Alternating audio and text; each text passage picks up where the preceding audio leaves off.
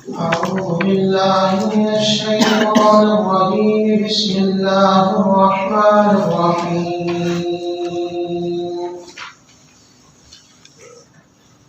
ألف لام ميم. ذلك الكتاب لا ريب فيه هدى للمتقين الذين يؤمنون بالغيب ويقيمون الصلاة ومما رزقناهم ينفقون والذين يؤمنون بما أنزل إليك وما أنزل من قبلك وبالآخرة هم يوقنون أولئك على هدى من ربهم وأولئك هم المفلحون. صدق الله. سورۃ البقرہ مدنی ہے. اس کی 286 آیات اور 40 رکوع. الف لام میم. اللہ اعلم بمرادہ. ذالک الکتاب، یہ وہ کتاب ہے لا ریب فیہ، جس میں کوئی شک نہیں. ھدی للمتقین، ہدایت کا باعث ہے متقی لوگوں کے لیے. الذین، متقی وہ لوگ ہیں یؤمنون بالغیب، جو ایمان لاتے ہیں بن دیکھے. ویقیمون الصلاۃ، اور نماز کو قائم کرتے ہیں. ومما رزقناہم، اور اس میں سے جو ہم نے ان کو رزق دیا، ينفقون، خرچ کرتے ہیں. والذین، اور وہ لوگ متقی ہیں یؤمنون، جو ایمان رکھتے ہیں بما انزل الیک، اس چیز پر جو آپ کی طرف اتاری گئی. وما انزل من قبلک، اور اس پر جو آپ سے پہلے اتاری گئی. وبالآخرۃ هم یوقنون، اور آخرت پر وہ یقین رکھتے ہیں. اولئک، وہ لوگ ہیں علی ھدی من ربہم، اپنے رب کی طرف سے ہدایت پر. واولئک هم المفلحون، اور وہی لوگ کامیاب ہیں. سورہ بقرہ ترتیب جمعی کے اعتبار سے قرآن کریم کی دوسرے نمبر کی سورت ہے. مدینہ طیبہ میں نازل ہونے والی سورتوں میں سے پہلی سورت ہے. البتہ مطلق قرآن کریم میں سے یہ 86 نمبر کی سورت ہے، اور یہ مدینہ طیبہ کی ابتدائی زندگی میں شروع ہوئی. تھوڑی تھوڑی قسطر قسطر اترتی رہی، حتیٰ کہ اس کی بعض آیات وہ بھی ہیں جو حجۃ الوداع کے موقع پر مکہ معظمہ میں نازل ہوئی ہیں. اور اس سورت کو قرآن کریم کی سب سے بڑی سورت ہونے کا اعزاز حاصل ہے. اور اسے یہ بھی اعزاز حاصل ہے، جناب نبی کریم صلی اللہ علیہ وسلم نے ارشاد فرمایا تھا سورہ بقرہ پڑھا کرو، اس کا پڑھنا برکت کا باعث ہے، اور اس کا ترک کرنا یہ محرومی اور بدنصیبی کا باعث ہے. اور فرمایا کہ باطل لوگ اس پر غلبہ حاصل نہیں کر سکتے. باطل لوگوں سے کیا مراد ہے؟ مسلم شریف میں حضرت امیر معاویہ رضی اللہ تعالیٰ عنہ سے روایت ہے، وہ فرماتے ہیں باطل لوگوں سے مراد جادوگر ہے، کہ جو آدمی سورہ بقرہ پڑھتا ہو جادوگر کبھی اس پہ غالب نہیں آ سکتا، یعنی اس آدمی پر جادو نہیں ہو سکتا. اور اسی طرح جناب رسول اللہ صلی اللہ علیہ وسلم نے ارشاد فرمایا جہاں سورہ بقرہ پڑھی جاتی ہے وہاں سے شیاطین بھاگ جاتے ہیں. آج دیکھیں گھروں میں میاں بیوی کا جھگڑا ہے، وہ شیاطین کی وجہ سے. اولاد نافرمان ہے، شیطانی اثر ہے. اگر رشتہ داروں سے لڑائی جھگڑے ہیں، شیطانی اثر ہے. گھر میں کوئی نماز پڑھتا ہے، کوئی نہیں پڑھتا ہے، جو بے نمازی گھر میں پڑھے ہیں، یہ شیطان کا اثر ہے. سورہ بقرہ پڑھیں گے تمام مسائل گھر کے حل ہو جائیں گے، اس لیے کہ یہ تمام چیزیں شیطانی اثرات کی وجہ سے ہوا کرتی ہیں. اور اللہ تعالیٰ نے اسے یہ اعزاز بھی دیا. حدیث مبارکہ میں ہے کہ اس کی ہر ایک آیت کے ساتھ 80 فرشتے اترے جب بھی یہ اتاری. اور ایک روایت میں نے دیکھا تھا کہ آیت الکرسی جو اتری ہے اس کے ساتھ 30,000 فرشتہ کے لیے ساتھ آئے. اللہ نے اس عزت اور وقار کے ساتھ اس سورہ مبارکہ کو کہا۔ اور حضرت عبداللہ بن مسعود رضی اللہ تعالیٰ عنہ فرماتے ہیں کہ سورہ بقرہ میں 10 آیات ایسی ہیں اگر کوئی آدمی رات کو سوتے ہوئے پڑھ لے تو اس آدمی کو گھر والوں کی حفاظت بھی ہوگی، اور اس آدمی کے اور اس کے اہل و عیال میں سے رات میں کسی آدمی پر بیماری کا حملہ یا مصیبت کا حملہ ہوا، کوئی پریشانی دیکھنے کو اس آدمی کو گھر میں نہیں ملے گی۔ اللہ تعالیٰ خاص حفاظت فرمائیں گے سورت کی وجہ سے۔ اور فرمایا 10 آیات یہ ہیں، 4 آیات شروع سورت کی، اور 3 آیات آیت الکرسی اور اس کے بعد والی کو، اور 3 آیات آخری سورہ بقرہ کی آمن الرسول سے۔ اگر یہ پڑھ کر سوئے تو سارے گھر والے سکون اطمینان کے ساتھ سوئے رہیں گے، کوئی بیماری یا کوئی آفت مصیبت اہل خانہ کے اوپر حملہ آور نہیں ہوگی۔ اور اسی طرح امام طبری رحمہ اللہ تعالیٰ نے لکھا کہ اس صورت میں 1000 اوامر ہیں، یعنی 1000 حکم ہیں جو کرنے کے کاموں کو عربی میں اوامر کہتے ہیں، اور 1000 نواہی ہیں یعنی جن چیزوں سے روکا گیا، اور 1000 اس میں حکمتیں ہیں، 1000 قصص اور عبرتیں ہیں۔ اسی لیے یہ سورہ مبارکہ حضرت عمر رضی اللہ تعالیٰ عنہ نے 12 سال میں سیکھی تھی، اس لیے کہ صحابہ کرام ہماری طرف سے دھکا نہیں لگاتے تھے قرآن کو۔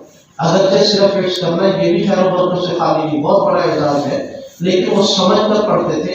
حضرت عمر رضی اللہ تعالیٰ عنہ نے 12 سال میں سورہ بقرہ کو سمجھا، اور جب سمجھ آئی تو اس دن ایک اونٹ خرید کر ذبح کیا اور سارے لوگوں کی تلاوت، سارے لوگوں کی دعوت کی کہ آج میں نے سورہ بقرہ مکمل کی۔ اور حضرت عبداللہ بن عمر رضی اللہ تعالیٰ عنہ نے 8 سال میں اس مبارک سورہ کو سمجھا۔ تو اس لیے یہ بہت جامع ترین قرآن کریم کی سورہ مبارکہ ہے۔ اور اللہ تعالیٰ نے چونکہ سورۃ فاتحہ میں اہدنا الصراط المستقیم کہ ہمیں سیدھا راہ دکھا دیجیے، رات اس کی تفسیر گزری، تو آج اللہ بتا رہے ہیں کہ سیدھی راہ چاہیے تو ذالک الکتاب، یہ کتاب تمہارے سامنے پڑھی، لا ریب فیہ، اس میں کوئی شک نہیں ہے، ہدی، یہی ہدایت للمتقین، اہل تقویٰ کے۔ سب سے پہلے حروف مقطعات کا استعمال فرمایا، الف لام میم۔ ان کو مقطعات اس لیے کہتے ہیں، مقطع اس کا معنی ہوتا ہے کاٹا ہوا، قطع سے، قطع کاٹنا، جیسے کہتے ہیں قطع تعلقی کرنا، کسی سے تعلق کاٹ دینا۔ اب انہیں مقطعات کیوں کہتے ہیں؟ یہ ایک دوسرے سے پڑھنے میں بالکل کٹے ہوئے ہوتے ہیں۔ اگر ہم ان کو زبر زیر کے ساتھ پڑھیں تو یہ علم بنتا ہے، جیسے علم نشرح لک صدرک، علم تر کیف فعل ربک باصحاب الفیل۔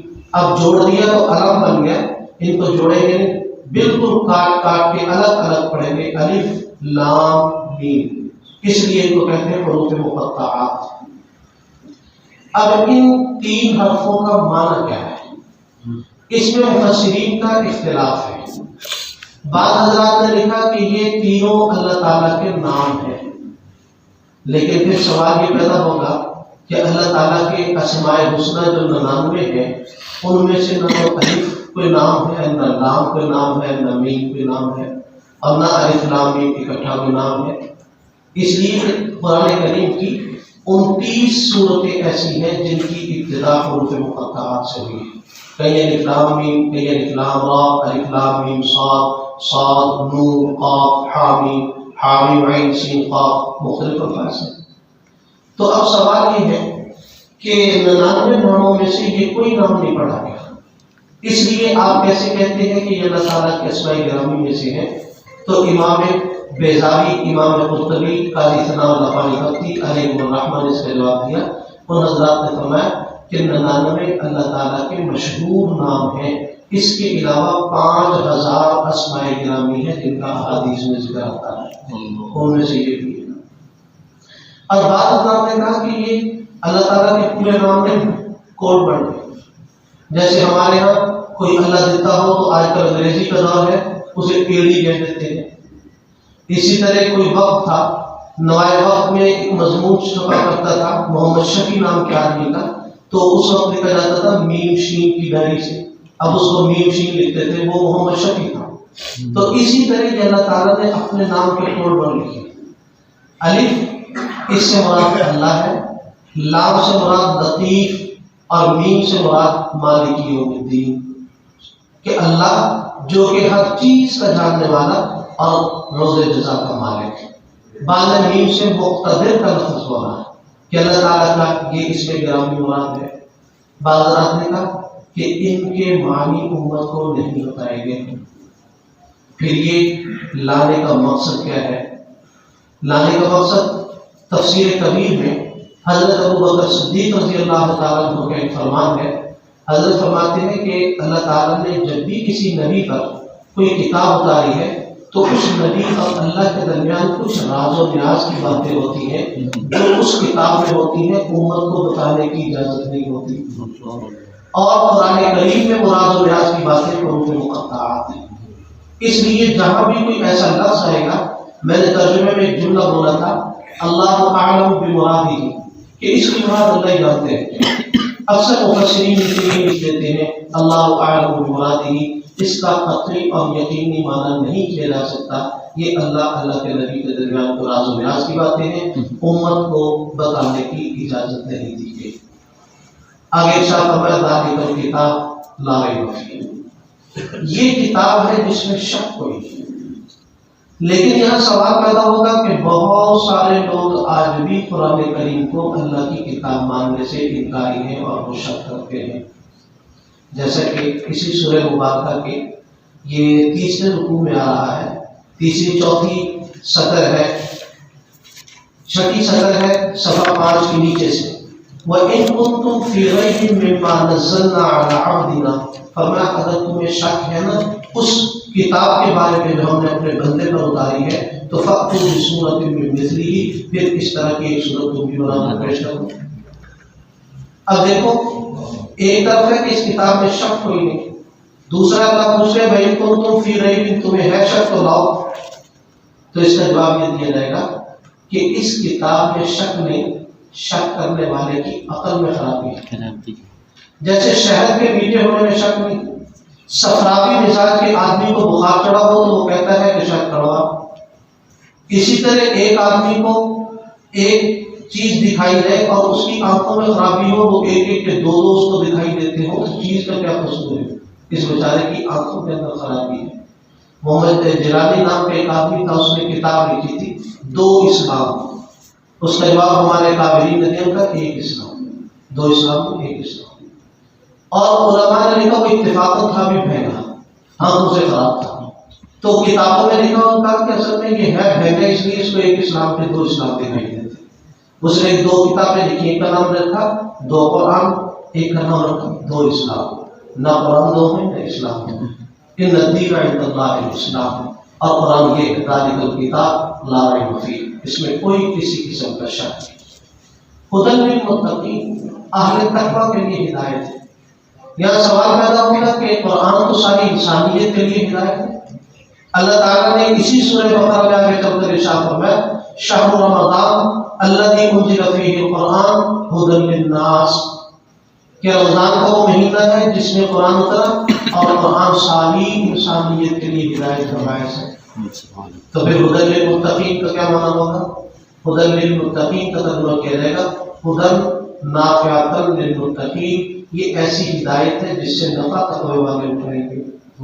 عام لوگ اس سے نفع نہیں اٹھاتے، وہ پڑھتے ہیں چھوڑ دیتے ہیں، لیکن اہل تقویٰ اس ہدایت پر ڈٹے رہیں گے، اس ہدایت پر ثابت قدمی کے ساتھ رہیں گے۔ اللہ تعالیٰ نے آگے اہل تقویٰ کے 4-5 اوصاف بیان کیے کہ متقی کون ہیں۔ پہلا وصف بیان کیا الذین یؤمنون بالغیب، جو بن دیکھے ایمان لاتے ہیں۔ دیکھیے ایمان کہتے ہی اس کو ہے جو بن دیکھے لایا جائے، دیکھ کر کسی بات کی تصدیق کرنا اسے ایمان و یقین نہیں ہے۔ ایک آدمی بھی آ کے کہ بھائی بارش ہو رہی ہے، ہم کہیں کہ جناب آپ اگر کہتے ہیں تو سچ ہے، ہم نے اس کی بات کی تصدیق کی ہے، اسے ایمان کہتے ہیں۔ لیکن ایک آدمی کہ بھائی بارش ہو رہی ہے، میں کہوں کہ نہیں میں خود دیکھ کر آؤں، میں دیکھ کر آ کے کہوں کہ جی ہاں بارش ہو رہی ہے، میں نے اس پر تو یقین نہیں کیا، میں نے تو اپنی آنکھوں پر یقین کیا، اس کو ایمان نہیں کہتے۔ اللہ کہتے ہیں یؤمنون بالغیب، بن دیکھے ایمان لاتے ہیں۔ دیکھو آج تک ہم میں سے کسی نے فرشتہ نہیں دیکھا، لیکن فرشتے کے وجود پر ہمارا ایمان نہیں ہے۔ آج تک ہم نے اللہ تعالیٰ کو نہیں دیکھا، اس کی قدرت کی نشانیوں کو دیکھا، حق تعالیٰ کی ذات واجب الوجود پر ہمارا ایمان ہے۔ آج تک ہم نے قیامت نہیں کسی نے بھی نہیں دیکھی، ابھی ہوئی، تو اس لیے قیامت پر ہمارا ایمان ہے۔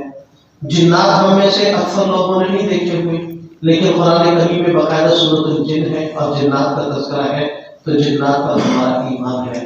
تو ہر وہ چیز جس کا قرآن و حدیث میں ذکر آ گیا اس کو تسلیم کر لینا، اس کو ایمان کہتے ہیں۔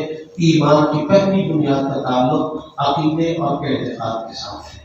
التصدیق بما جاء به النبی صلی اللہ علیہ وسلم، جو چیز اللہ کے نبی ارشاد فرما دے آنکھیں بند کر کے اس کو تسلیم کر لینا، اس کے سامنے سر جھکا دینا، اس کو ایمان کہتے ہیں۔ سب سے پہلی بنیاد یہ ہے کہ آدمی متقی عقیدے کے اعتبار سے ٹھیک ہو۔ اگر عقیدہ گڑبڑ ہے جتنی مرضی عبادت کرے وہ متقی نہیں ہوگا۔ دوسرا مقصد بیان کیا، وَيُقِيمُونَ الصَّلَاةَ، نماز کو قائم کرتے ہیں، یعنی کہ نماز ادا کر کے سب سے اتار دیتے ہیں۔ اقامت صلاۃ اس کو کہتے ہیں کہ خشوع خضوع کے ساتھ۔ خشوع کا تعلق ظاہر کے ساتھ ہے، خضوع کا تعلق دل کے ساتھ ہے۔ ہمارے یہاں یہ دونوں جو اکٹھے چلتے ہیں، خشوع خضوع۔ مثلا خشوع یہ ہے کہ رکوع جس طرح کرنے کا حکم ہے بالکل اس طرح کریں، فرمایا نہ سر کمر سے اٹھا ہوا ہو نہ جھکا ہوا ہو، بالکل ایسے کمر سیدھی ہو کہ اگر پانی کا پیالہ گلاس کمر پہ رکھ دیا جائے تو وہ گرے نہیں، یہ خشوع سے تعلق رکھتا ہے۔ اور بالکل سنت کے مطابق ہاتھ باندھ کر پاؤں بھی قبلہ رخ کر کے سیدھا سجدے کی جگہ پر نظر رکھ کے کھڑا ہو، یہ خشوع ہے۔ سجدہ اسی طرح کرے، قوما جلسہ اطمینان سے کرے۔ اور خضوع یہ ہے کہ پوری نماز میں دل بھی اللہ تعالیٰ کی طرف متوجہ رہے۔ تو یقیمون الصلاۃ، ہمیں وہ نماز قائم کرتے ہیں۔ دیکھیے یہ جو 4-5 اوصاف اللہ نے ایمان کا ذکر کریں گے، کوئی چیز بھی باقی نہیں رہ جائے گی۔ اور آگے فرمایا وَمِمَّا رَزَقْنَاهُمْ يُنْفِقُونَ، جو ہم نے ان کو دیا اس میں سے خرچ کرتے ہیں۔ عام طور پہ ہم لوگ اس کا ترجمہ یہ کرتے ہیں کہ اللہ کے دیے ہوئے پیسے خرچ کرتے ہیں، یہ بھی تفسیر ہے۔ مثلا زکوٰۃ دیتے ہیں، صدقات نافلہ دیتے ہیں، عشر دیتے ہیں، صدقہ فطر دیتے ہیں، ویسے بھی نفلی طور پر لوگوں کو دیتے رہتے ہیں، یہ بھی ترجمہ ہے۔ لیکن امام قرطبی رحمۃ اللہ علیہ نے ایک اور ترجمہ کیا، تفسیر کی، انہوں نے فرمایا رزقناہم ہے، پیسے کا ذکر تو نہیں، ہم نے جو ان کو دیا ہر صلاحیت کو ہماری راہ میں خرچ کرتے ہیں۔ مثال کے طور پہ اللہ نے آنکھیں دی ہیں، اب کوئی نابینا سڑک عبور کرنا چاہتا ہے، اس کے پاس آنکھیں نہیں ہیں، آپ نے اس کا ہاتھ پکڑا، اپنی آنکھیں اس کے لیے استعمال کر کے اسے سڑک کے دوسرے کنارے پر کھڑا کر دیا۔ اب اللہ نے آنکھیں دی ہیں، ينفقون، آپ نے اس نبینے کے لیے ان کی طاقت کو خرچ کیا ہے۔ اسی طرح پر اللہ تعالیٰ نے آپ کو جان دی ہے، غریب بوجھ کمزور آدمی بوجھ نہیں اٹھا سکتا تھا، آپ نے اس کا بوجھ اپنی کمر پر اٹھا کر اس کا سامان گھر میں جا کر رکھ دیا۔ قرآن کہتا ہے رزقناہم، یہ طاقت ہم نے دی، ينفقون، اس نے ایک کمزور کے لیے خرچ کی ہے۔ اسی طرح پر عقل آپ کو اللہ نے دی ہے۔ ایک عام آدمی کے پاس اتنی عقل نہیں ہے، وہ آپ سے مشورہ کرنے کے لیے آیا، آپ نے دیانت داری کے ساتھ اپنی عقل کا صحیح استعمال کر کے اس کو صحیح مشورہ دے دیا، تو رزقناہم، اللہ نے عقل دی ہے، ينفقون، تم نے صحیح خرچ کر دی ہے۔ ایک آدمی کو اللہ تعالیٰ نے علم دیا ہے، دوسرے احباب کے پاس علم نہیں ہے، وہ اس سے سیکھنے کے لیے آئے ہیں، اس نے اپنے علم کے مطابق انہیں صحیح سکھا دیا، کسی نے مسئلہ پوچھا صحیح بتا دیا، نماز پوچھی صحیح اس کو سکھا دی، تو فرمایا رزقناہم ينفقون، ہم نے جو اس کو علم دیا تھا اس نے خرچ کر دیا ہے۔ اب دیکھیے کوئی طاقت، کوئی صلاحیت، چاہے وہ مالی ہو، دولت ہو، وہ آدمی کی اپنی آنکھوں کی قوت ہو، سننے کی ہو، بولنے کی ہو، کھانے پینے کی ہو، ہر چیز جو اللہ نے دی ہے اس کو صحیح طریقے پر خرچ کر دے۔ فرمایا یہ ہے متقی لوگ۔ اب ظاہر ہے اس سے باہر تو کچھ بھی ایمان کی تشریح نہیں رہ جائے گی۔ آگے فرمایا والذین یؤمنون بما انزل الیک، وہ بھی ایمان والے ہیں جو اس کتاب پر بھی ایمان لائے جو آپ سے پہلے اتری، وما انزل من قبل، اس پر بھی جو آپ پر اتری، وما انزل من قبلک، اس پر بھی جو آپ سے پہلے اتری۔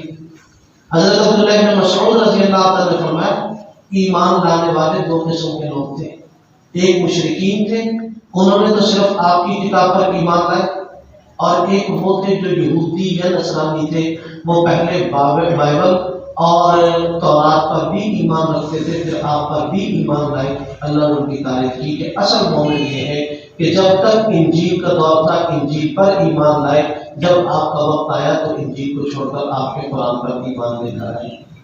اور اسی طرح میرے آپ کے لیے بھی اشارہ ہے کہ ہمیں مسلمان ہونے کے لیے صرف قرآن کریم پر ایمان رکھنا ضروری نہیں ہے، ہمیں تورات، انجیل، زبور، آسمان سے اترنے والے تمام صحیفوں پر ایمان رکھنا ضروری ہے۔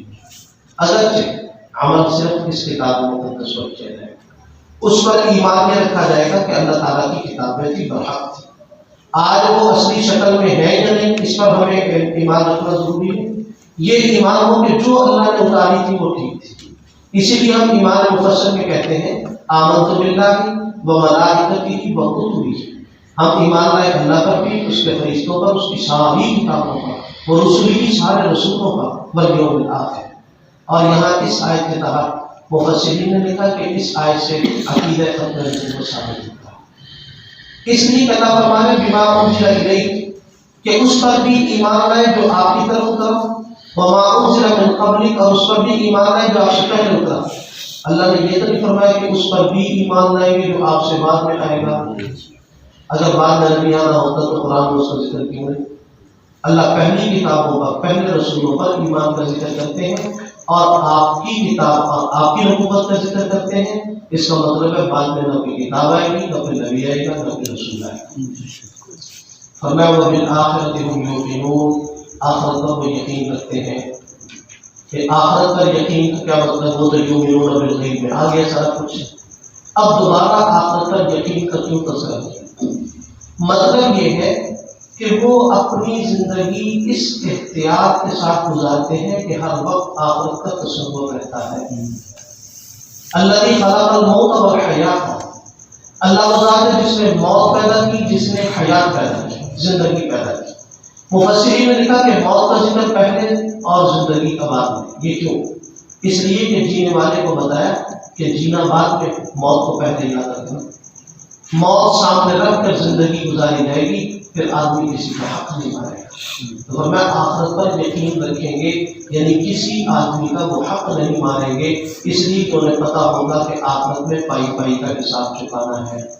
اب بتائیے ان میں سے کوئی ایسا وصف رہ گیا ہو جو آپ نے ایمان کا نہیں؟ سارے اور صاف ذکر کر کے ارشاد فرمایا جن میں یہ 5 وصف آگے، اولئک علی ھدی من ربہم، اب یہ ہدایت یافتہ ہے اپنے رب کی طرف سے، آخرت میں اولئک ھم المفلحون، یہی لوگ کامیاب ہوں گے۔ اللہ تعالیٰ سے الحمدللہ رب العالمین الرحمن الرحیم مالک یوم الدین اللهم صل على سيدنا ومولانا محمد وعلى آل سيدنا ومولانا محمد وبارك وسلم ربنا آتنا في الدنيا حسنة وفي الآخرة حسنة وقنا عذاب النار ربنا لا تزغ قلوبنا بعد إذ هديتنا وهب لنا من لدنك رحمة إنك أنت الوهاب واعف عنا واغفر لنا وارحمنا أنت مولانا فانصرنا على القوم الكافرين اللهم أدخلنا الجنة بغير حساب اللهم أجرنا من النار اللهم وفقنا لما تحب وترضى اللهم إنك عفو تحب العفو فاعف عنا اللهم إنا نجعلك في نحورهم ونعوذ بك من شرورهم اللهم اقض حاجاتنا اللهم اشف مرضانا اللهم اغفر لموتانا صلى الله تعالى على خير خلقه محمد وآله وأصحابه أجمعين